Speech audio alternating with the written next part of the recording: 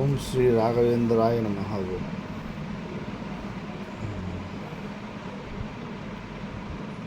శ్రీ విద్యా రహస్యంపై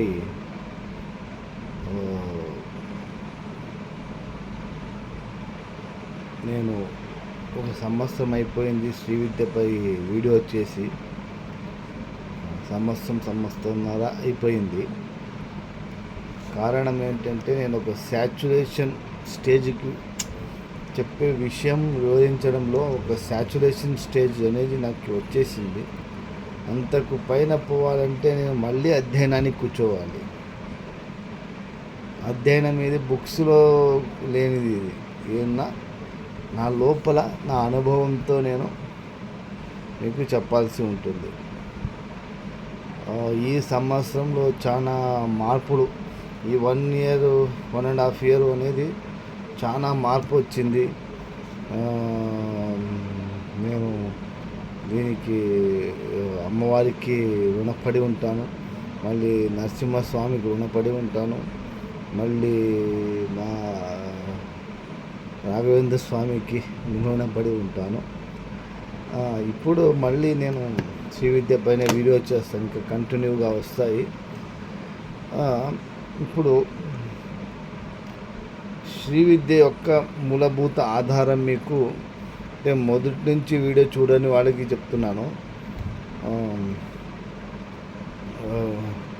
మూలభూత ఆధారం వచ్చి మనలో 10 రకాల ఎనర్జీస్ ఉంటాయి.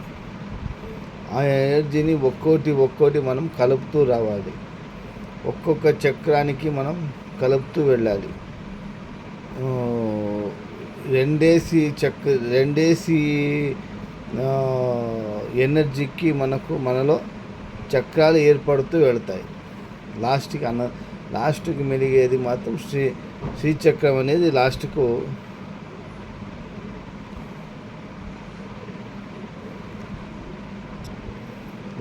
శ్రీచక్రం అనేది ఏర్పడుతుంది.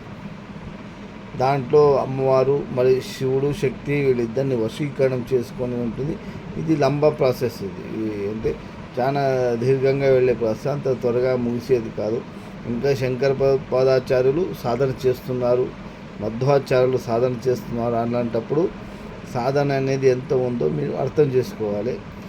ఇప్పుడు నేను సిద్ధిలోనే దర్శిని సిద్ధి ఎందుకు? మనం మనసుని స్థిరంగా ఉంచడానికి, కంట్రోల్ చేయడానికి. మనసు ఎందుకు కంట్రోల్గా ఉండదు అంటే దీనికి 108 కారణాలు ఉన్నాయి. 108 లోపాలు ఉంటాయి. 108 వాళ్ళు ఒక్కొక్క లోపానికి మళ్ళీ 108 పోతుంది. అనేక లోపాలు, ప్రధానంగా 108 లోపాలు. దాంట్లో మొదటి లోపం వచ్చేసి భవిష్యత్తుపై మనసు అనేది చాలా ఎక్కువ ఫ్లక్చువేషన్ అవుతుంటుంది. మనసు దేని నమ్ముకొని ఉంటుంది? మనసు అనేది స్వప్నం, మన డ్రీమ్స్ ఉంటాయి కదా, ఆ డ్రీమ్స్ని చాలా నిజమని నమ్ముతుంది. దానికి డ్రీమ్స్ ఎప్పుడు చెల్లాచెదరు కాకూడదు. దాన్ని యాక్సెప్ట్ చేయలేదు, రియాలిటీని యాక్సెప్ట్ చేయలేదు. మనసు ఎప్పుడు డ్రీమ్స్లో జీవిస్తుంది.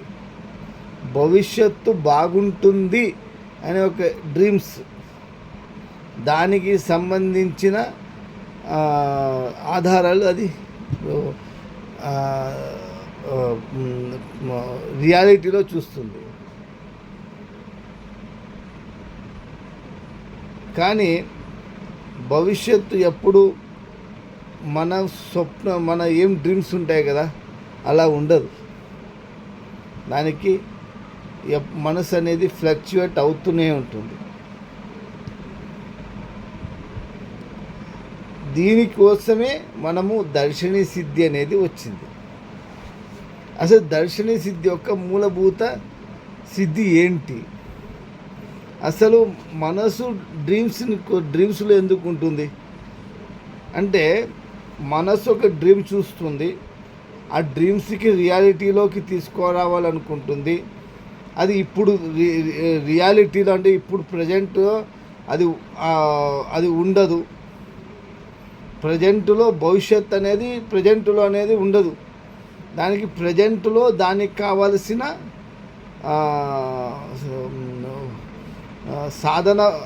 సాధనా సమయాన్ని చూసుకుంటూ ఉంటుంది. ఎప్పుడు అది జరగదు అని అనుకుంటుందో మనసు అనేది ఫ్లక్చుయేట్ అవుతుంది, కింద పైన పైన కింద ఆడుతుంది. మనసు మన సిద్ధి యొక్క మూలభూత విషయం ఏంటంటే ఇలా ఫ్లక్చుయేట్ అయ్యే మనసునే మనము కంట్రోల్ చేయాలి. మనసు ఫ్లక్చుయేట్ కాకుండా ఉండడం కాదు ముఖ్యం, మనసు ఫ్లక్చుయేట్ కావాలి. కింద పైన పైన ఎంత వేగంగా తిరిగితే అంత మంచిది. అంత వేగంగా తిరిగే మనసుని మనం కంట్రోల్ చేయాలి. అంటే అప్పుడు తిరిగేటప్పుడు ఎంతో విపరీతమైన ఎనర్జీని అది అది వాడుకుంటుంది, బయటకు తీసుకుని వస్తుంది మనసుతో పాటు. అంటే మనస్సే అన్నిటినీ బ్యాలెన్స్ చేసి ఉంటుంది. మనలో ఉన్న ఎనర్జీని అన్నిటినీ బ్యాలెన్స్ చేసి పెట్టేది మనసు. అదే ఫ్లక్చుయేట్ అయితే మొత్తం సిస్టమే డ్యామేజ్ అయిపోతుంది. ఇలా కావాలి. ఇలా అయిన మనసుని మనం కంట్రోల్ చేయాలి. దీనికోసమే భవిష్యత్తు సిద్ధి. భవిష్యత్తు సిద్ధి అంటే ఏమి? ఇప్పుడే మనసు ఏం చేస్తుంది? డ్రీమ్స్లో ఆ డ్రీమ్స్ని భవిష్యత్తు అనుకొని జీవిస్తూ ఉంది. మనసుని కంట్రోల్ చేయాలంటే ఈ డ్రీమ్స్ అనేది కొలాప్స్ కావాలి. కానీ మనము ఈ డ్రీమ్స్ కొలాప్స్ కావాలి, అప్పుడు మనసుని మనం కంట్రోల్ చేయాలి. డ్రీమ్స్ కొలాప్స్ అయిపోతే మనసు అనేది ఫ్లక్చుయేట్ అవుతుంది, అప్పుడు కూడా మనము కంట్రోల్ చేయలేము.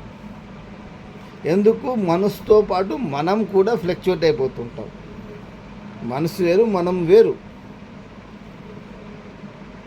కానీ ఈ మనసుతో పాటు మనం కూడా పైకి కిందికి ఆడతాం. మొత్తం బాడీనే అది షేక్ చేసి పడేస్తుంది.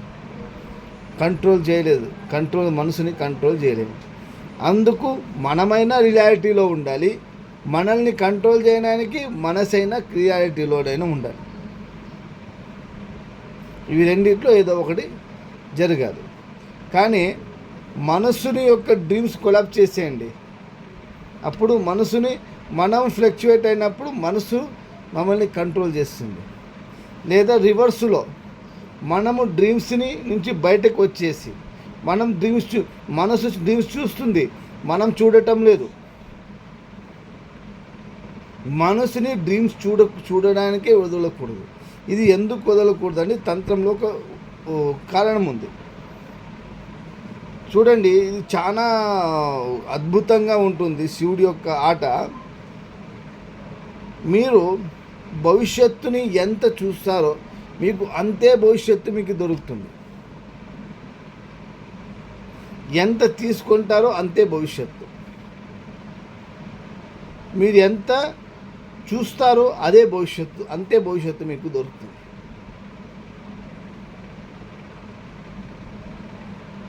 కానీ భవిష్యత్తు అనేది అద్భుతం, అనిర్వచనీయం మరియు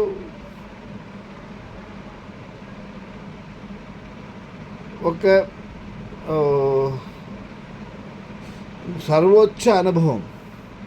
భవిష్యత్తు అనేది భవిష్యత్తు ఎదురుపడ్డప్పుడు ఇవన్నీ అనిర్వచనీయ అనుభవాలన్నీ మనకు ఎదురవుతాయి.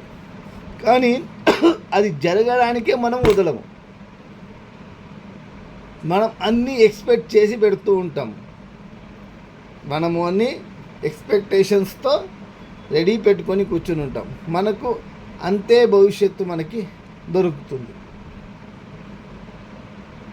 మీకు అఖండమైన అద్భుతమైన భవిష్యత్తు కావాలంటే మీరు డ్రీమ్స్ చూడడమే ఆపేయాలి. భవిష్యత్తుని ఏమంటారు, ఊహించడము, దాన్ని గెస్ చేయడము ఆపేసేయాలి. కానీ అది కుదురుతుందా? కుదరదు. మనసు ఖచ్చితంగా దాని యొక్క పని అది చేస్తూనే ఉంటుంది. డ్రీమ్స్ చూస్తూనే ఉంటుంది. డ్రీమ్స్ చూసినప్పుడు మీకు అదే భవిష్యత్తు, దానిలోనే ఇంకా తక్కువగా మీరు ఏదైతే చూసి ఉంటారో దానికైనా తక్కువ భవిష్యత్తు మీ దగ్గరికి వస్తుంది. అది కూడా మీరు మీ భవిష్యత్తు కంట్రోల్లోకి ఉంటారు. మనము భవిష్యత్తులో భవిష్యత్తుని మంచి భవిష్యత్తు కోసం కాదు మనం తాంత్రికం చేసేది, భవిష్యత్తునే కంట్రోల్ చేయడం కోసం. ఇది నెక్స్ట్ సిద్ధి యొక్క నెక్స్ట్ స్టెప్. ఫస్ట్ మనము భవిష్యత్తుని, అద్వితీయమైన భవిష్యత్తుని మనం తీసుకొని మనం తీసుకోవాలి. అంటే మనము దర్శనం చేయాలి. అంటే మనస్సు అనేది భవిష్యత్తు పట్ల డ్రీమ్స్ చూడడమే ఆపేసేయాలి. మీరు ఆపేయండి, అద్భుతాలు జరగడం ఖాయం. ఇదే సిద్ధి. మొదటి సిద్ధి, మనము భవిష్యత్తుని చూడనే కూడదు. అంటే డ్రీమ్స్లో మనం భవిష్యత్తుని చూడకూడదు. దీనికన్నా కింది సిద్ధి ఏమిటంటే, మనం ఏదైతే డ్రీమ్స్ చూస్తాం కదా దానిని కూడా సరిగ్గా సాధించాలి. అది కూడా సిద్ధినే. మనం ఏదైతే డ్రీమ్ చూస్తామో దానిని సాధించడం కూడా సిద్ధినే. అద్వితీయమైన, అన్ఎక్స్పెక్టెడ్, అనిర్వచనీయమైన ఏదైతే భవిష్యత్తు ఉంది కదా దానిని చూడడం కూడా అది తెలియాలంటే మొదట మనం డ్రీమ్స్ చూడడమే ఆపేసేయాలి. భవిష్యత్తుని గెస్సే చేయకూడదు, జీరోకి అయిపోవాలి. ఎప్పుడు ఇది అయిపోతుందో మనకు అది ఏదైతే అనిర్వచనీయమైన ఒక అఖండమైన భవిష్యత్తు ఏముంది కదా అది మీకు కనపడడం ప్రారంభమవుతుంది. ఇప్పుడు మీరు చూస్తున్నారు, మీరు ఏదైతే చూస్తున్నారో అదే మీకు కనపడుతుంది. మీరు చూడడం ఆగిపోతే అది దాని యొక్క నిజ స్వరూపాన్ని చూపించడం ప్రారంభమవుతుంది. మరి భవిష్యత్తుని కంట్రోల్ చేయడం ఎలా? మన ఇప్పుడు భవిష్యత్తు యొక్క కంట్రోల్లో ఉన్నాం, దాని నుంచి బయటికి రావడం ఎలా? మళ్ళీ మనలో ఉన్న ఈ డ్రీమ్స్, భవిష్యత్తుని యొక్క డ్రీమ్ లెక్క చూస్తున్నాం కదా, ఈ డ్రీమ్స్ని మనం ఆపి నిజమైన డ్రీమ్స్లోకి వెళ్ళడం ఎలా? మళ్ళీ ఆ డ్రీమ్స్ని కూడా మనం కంట్రోల్ చేయాల్సి వస్తుంది. మంచి భవిష్యత్తుని కంట్రోల్ చేయాలంటే మనం డ్రీమ్స్ని కూడా కంట్రోల్ చేయాల్సి వస్తుంది. మళ్ళీ ఆ డ్రీమ్స్ని కంట్రోల్ చేయడం ఎలా? మనలో ఉన్న జీరో డ్రీమ్స్ చేయడం ఎలా? మనని శూన్య స్వప్నంలోకి వెళ్ళడం ఎలా? అది వెళ్ళిపోతే మనసుని కంట్రోల్ చేయడం వస్తుంది.